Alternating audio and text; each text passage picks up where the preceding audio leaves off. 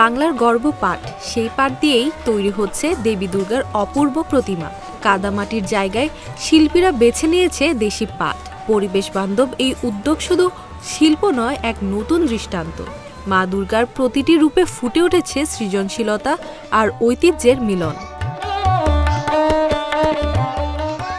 নাটোর শহরের লালবাজার মহল্লায় রবি সুতম সংঘের মণ্ডপের জন্য তৈরি করা হচ্ছে এই প্রতিমা। গত বছর ধান দিয়ে তৈরি করে ব্যাপক সাড়া জাগিয়েছিল এই সংঘের সদস্যরা।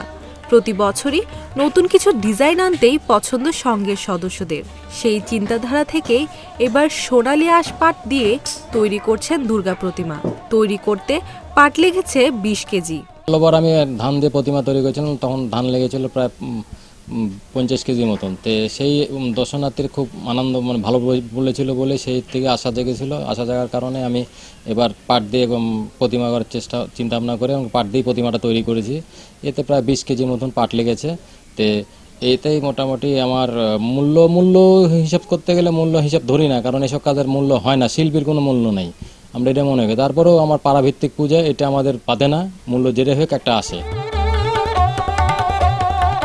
প্রধান শিল্পী বিশ্বজিৎ পালের পাশে রয়েছেন তার স্ত্রী। এমনকি পড়াশোনার ফাঁকেও সন্তান বাবাকে সাহায্য করছে প্রতিমা গড়ার কাজে। শুধু দুর্গা প্রতিমাই নয়, সব প্রতিমা তৈরিতেই সহযোগিতা করেন তারা। সংসারের কাজের পাশাপাশি আমি এই কাজটা করি স্বামীকে হেল্প করার জন্য, আর এই কাজটা করতেও আমার ভালো লাগে।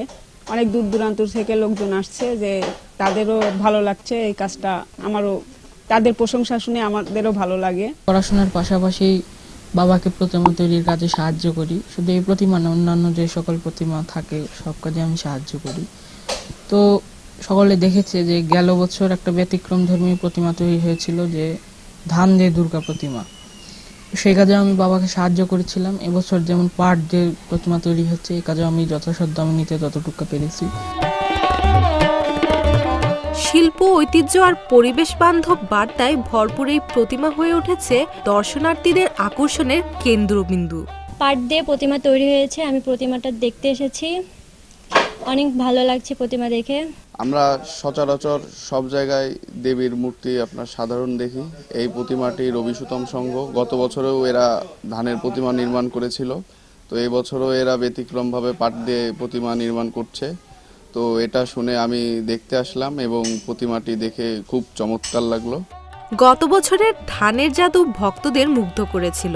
এবার সেই কল্পনাকে আরো আলোকিত করেছেন সোনালী আঁশ পাট দিয়ে তৈরি দুর্গা প্রতিমায়। আমরা গত বছর ধানের প্রতিমা গড়েছিলাম এবং দেশের বিভিন্ন প্রান্ত থেকে আমাদের প্রতিমা দেখতে এসেছিল। আমরা খুবই আনন্দিত হয়েছিলাম।